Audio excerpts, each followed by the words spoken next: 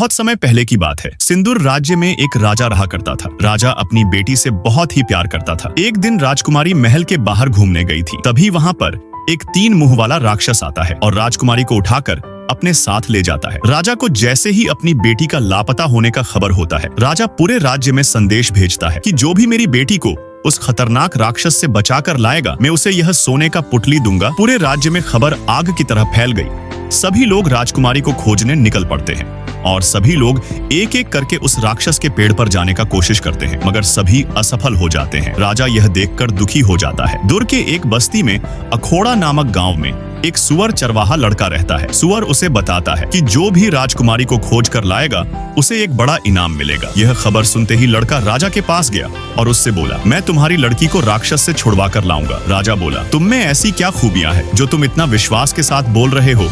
लड़का अपनी सारी खूबियां बताया। राजा मान गया। लड़का अपना भेष बदलकर पेड़ पर चढ़ने लगा और धीरे धीरे राक्षस के महल में पहुंच गया। तभी उसे राजकुमारी दिखाई पड़ती है। राजकुमारी उसे खिड़की से अंदर बुलाती है और उसे एक टोकरी के अंदर छुपा देती है। तभी 3 मुंह वाला राक्षस घर आ जाता है। वह समझ जाता है कि घर में कोई है और वह गुस्सा हो जाता है। तभी राजकुमारी बोलती है, यह मेरा कोई आशिक नहीं बल्कि यह तो मेरे दूर के चाचा के लड़के के भतीजा का भाई है और यह तो यहाँ काम के लिए आया है। राक्षस सब समझ जाता है। उसे वहाँ अपने घोड़ों के काम में लगा देता है। सभी घोड़े तंदुरुस्त थे। उसमें एक घोड़ा बहुत ही कमजोर था। राक्षस लड़का से बोलता है, इसे खाना मत देना क्योंकि यह घोड़ा मुझे पसंद नहीं है। लड़का अपना काम करने लगता है। राक्षस वहाँ से चला जाता है। राक्षस के जाने के बाद लड़का उसी घोड़ा को अपना दोस्त बना लेता है क्योंकि उसे जानवरों की भाषा आती थी। लड़का राजकुमारी को अकेले में बुलाता है और उससे कहता है कि तुम राक्षस को अपने प्यार में फंसा लो और उसे इतना शराब पिलाओ कि वह बेहोश जाए। राजकुमारी समझ जाती है और राजा को एकांत में बुलाती है और उसे पप्पी सप्पी देकर अपने मुंह में फंसा लेती है और उसे शराब पिलाने लगती है और राक्षस इतना शराब पी लेता है